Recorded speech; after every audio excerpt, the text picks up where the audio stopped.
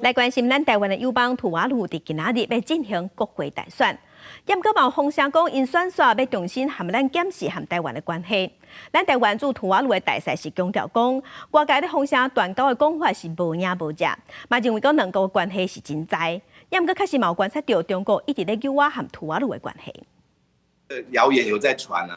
他说 Ambassador 我们不想要断交，我们不想要转向啊。因为他那个中国没有宗教自由，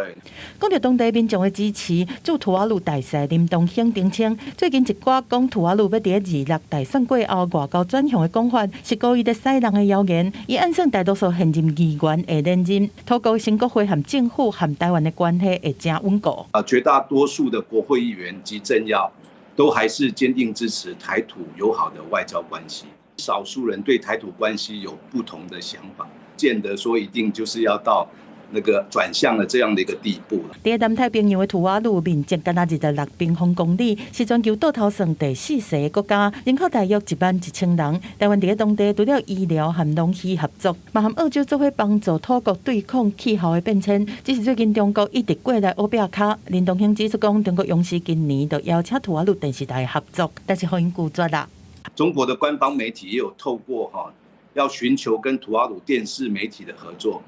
那他们的用意当然是试图透过大概图瓦卢电视媒体的合作来进行一些认知作战的有这样的一个企图啊。林东兴指出讲，伫陆路和台湾断交了后，土国的总理有随写批予总统蔡英文，保证台土的关系稳固。毛写批予总统当选人赖清德甲恭喜，赖清德接见外宾的时阵嘛批评中国，而且陆路断交。选在上周我国大选后宣布与我国断交，此一手段已经充分暴露出其威权扩张以及挑战